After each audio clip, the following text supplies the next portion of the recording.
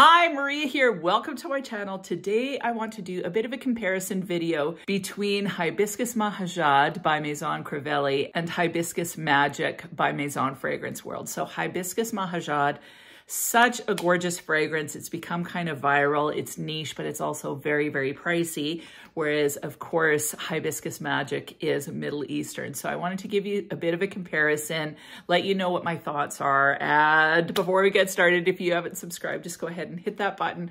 Join the Weird and Wonderful family. It would be amazing to have you part of the community. And let's get into this. So I want to start by talking about Hibiscus Mahajád. Now, I don't have a full bottle, but I have a really good sample. I've tried it. I've worn it full wear. I've worn the two together, comparing them. So I've got a really good idea about what this fragrance smells like. I'm going to share the notes with you first of all. It has hibiscus, damask rose, vanilla cassis, leather, peppermint, ambrette, which is muskmallow, and cinnamon. Now, bizarrely, I don't know why. I don't know if it's because I just associated it with mango because of the color of the juice. But when I first put Hibiscus Mahajád on, I get a lot of kind of tart, sweet fruit feel, and it smells a little bit mango-esque to me. So every time I've put this on, I automatically smell this kind of mango that reminds me of kind of the Ajaib mango. So a little bit dark, a little bit dirty, a little bit mysterious, not super sweet or juvenile at all, like really grown up. So that is the first thing that kind of comes to my mind, even though there is no mango in this fragrance. Now, as this begins to develop on the skin, I get this beautiful mixture of florals, and they smell really rich, almost a little bit tea-like in a way. It doesn't smell like, even though there's rose in here, to me, it doesn't come across rosy. I guess it's the hibiscus, but to be honest, I have not sniffed hibiscus, so I'm not quite sure what it smells like. But what I do know is that it smells kind of like an earthy floral that smells, to me, almost slightly spicy on the skin. So if I smell it on the cap, I get lots of kind of more florals. But on the skin, it's floral, but it smells almost a little bit indolic to me somehow. A little bit spicy, a little bit dark, almost a little bit iris-esque, to the point that at one point I thought to myself, I think Hibiscus Mahajád smells a little bit like La Vie Belle by Lancôme. So I actually sprayed La Vie Belle on, and they're different, but there's a patchouli vibe in La Vie Belle in the deep dry down that kind of reminds me of something that's going on in Hibiscus Mahajád. Now, there's lots of people on Fragrantica that say it reminds them of Delina or Delina-esque fragrances. To me, this has nothing to do with Delina. It doesn't smell at all like Delina. This smells a little bit thicker, a little bit more, there's a tart edge, which I guess would be reminiscent of something like a Delina, because it, yeah, there's a bit of a tart floral. But to me, this has this fruity vibe that is from the cassis. And to me, cassis, I know some people go, cassis is just French for blackcurrant. But when you're talking about the notes, there's the blackcurrant fruit, and then there is cassis that is usually represented like in the notes as more of the leaf aspects. So cassis may have a little bit of a blackcurrant vibe, but it may also have a little bit of a cat pea vibe, which sounds terrible, but maybe that's the animalic part. I happen to love cassis because it's a little bit astringent, but still tart and juicy. So that could be it. What I find about this fragrance, to me, it is a very complex fragrance that has different stages. So in the opening, for about the first 15 minutes, it has that kind of mango or fruity-ish vibe. Then it starts to dry down and I get more of the floral, like I said, a little bit indolic. It has the same sexiness to me as something like an Alien, even though it's nothing like Alien. But it's got that same sex factor in the floral somehow that's really like sultry, sexy. It doesn't smell heady. It's that kind of earthy floral that's just uber sexy in my opinion.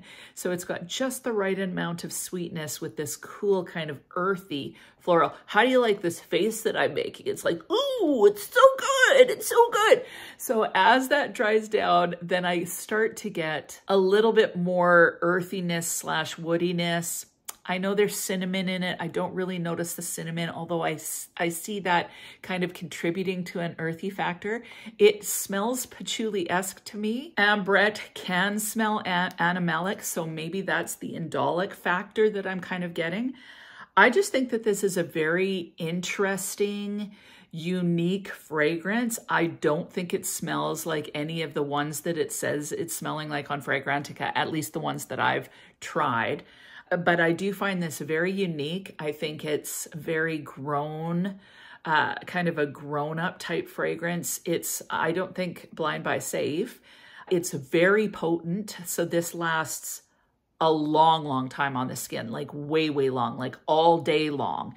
So it's going to project really good. You have to be careful about how much you put on unless you want to choke other people out. So I just think it's an excellent, excellent fragrance. A little bit different, a little bit mysterious, a little bit sexy. I think it's year-round worthy, although I would tend to gravitate towards it actually, even though Hibiscus Mahajád, for whatever reason, especially with that mango-esque feel that I get, I like maybe no one else notices that, but that's the first note that I think of when I smell the opening.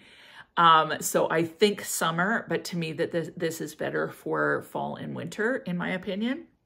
So I just think it's absolutely gorgeous. Now I'm going to talk about Hibiscus Magic, which is supposed to be kind of inspired by, or so people say. As per usual with Maison Fragrance World, I just love their packaging. I think that they do a fantastic job of giving you an amazing experience and a really good quality bottle on here. So it's heavy, it's glass, the cap is plastic, but the bottle is glass, super heavy, luxe looking. There's a few gems here on the label as well, which I think is kind of neat. So as far as packaging is concerned, it's really a beautiful presentation and I always appreciate that. In smelling them on the cap, so before spraying on my skin, they do smell very, very similar. Obviously, I'm not going to read the notes, even if they're slightly different, it's kind of the same vibe. When you spray Hibiscus Magic on, at first, I get a little bit of alcohol, to be honest, but as that dries down, they do smell quite similar, but right off the bat, my thought was, okay, it reminds me of like you take a beautiful designer handbag, let's say a Chanel or something gorgeous, right?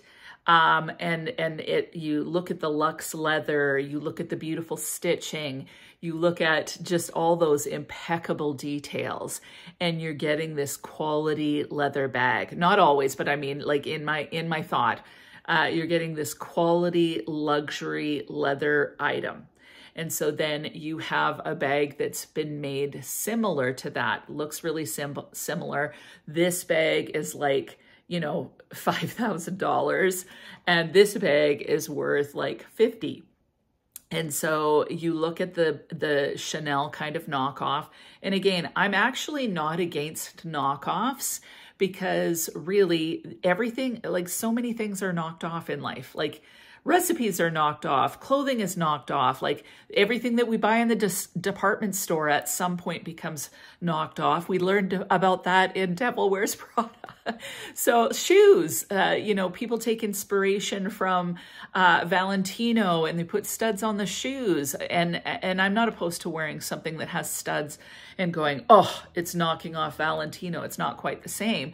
You know, everybody has a different budget. So it's not like I'm against something like this being considered an inspired version. But the issue that I have, like I go case by case on the fragrance. This one feels like the plastic version. So not saying it smells like plastic, but you know, you've got your gorgeous Chanel purse here, and then the knockoff is still really nice. It looks really similar, but it's made out of lesser materials. And, you know, the stitching isn't quite right. It doesn't quite give you that same luxury feel, even though at first glance, they look the same. So to me, that's what this one ends up being, sadly. And unfortunately, I've got an inspired version of Juliana's perfumes called Heavenly Hibiscus. I remember trying it and liking it, but not comparing the two, and I can't find my sample. So if I do find my sample, I'll do a comparison, you know, give you an update at some point. But this one, in the opening, it smells similar, but not quite the same. But the differences really show up about an hour in. This one to me has less sweetness and more woodiness. More woodiness in the dry down and a little bit bitter almost. Whereas Hibiscus Mahajád just begins to kind of develop and change and shift a little bit. It stays really rich, whereas Hibiscus Magic to me feels a lot more linear and a lot more chaotic. So where Hibiscus Mahajád, I look at it and it's very complex, it makes sense to me. I can smell it and I get it. Hibiscus Magic, to me, it smells a little bit more chaotic rather than complex. I don't find it complex. I find it linear and I find it somehow chaotic, like the notes aren't quite meshing. Now that said, I don't actually think Hibiscus Magic is a terrible fragrance, but to me, especially from a quality perspective, I just don't think they're the same. And I don't think that about every niche fragrance. There's some fragrances that I prefer the Middle Eastern version. So for me, Kahila Luxe would be an example where I enjoy Amber Invite Only to a certain extent, but on my skin, Kahila Luxe just plays with my chemistry way better. So I really, really enjoy that one. I don't care if I ever have Amber Invite Only. When I smell Hibiscus Mahajád versus Hibiscus Magic, I probably would pass on this one because it doesn't do it for me. The other thing about Hibiscus Magic is the longevity is quite poor. So at about the 2 hour mark, 2.5, maybe 3 hour mark, it's basically come as far as it's going to go. And then it starts to become a skin scent.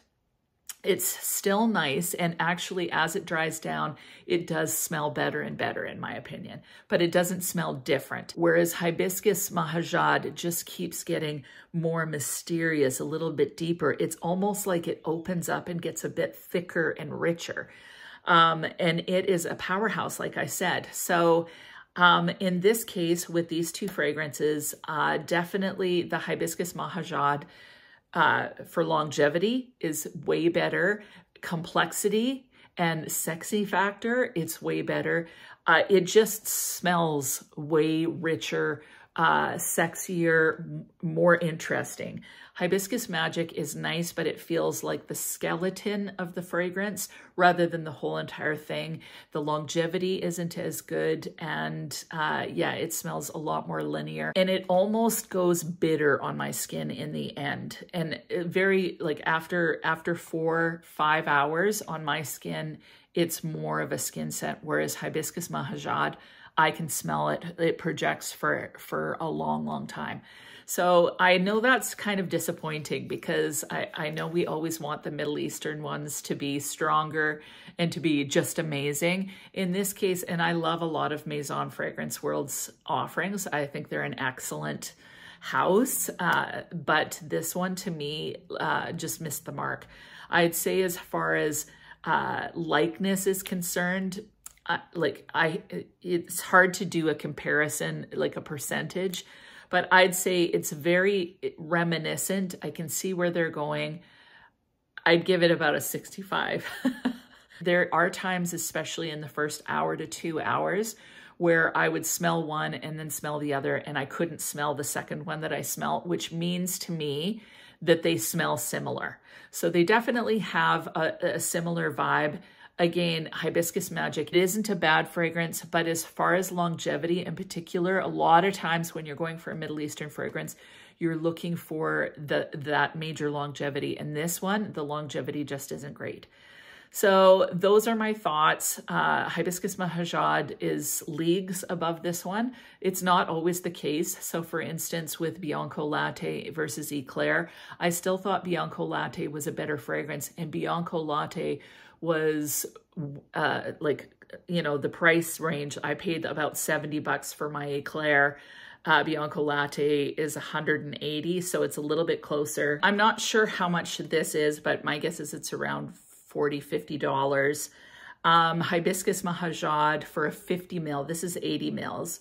You're running well under $100. For the Maison Crivelli Original, you're looking at 378 Canadian, and that's for 50 mils. I think it's around 650 for 100 mils.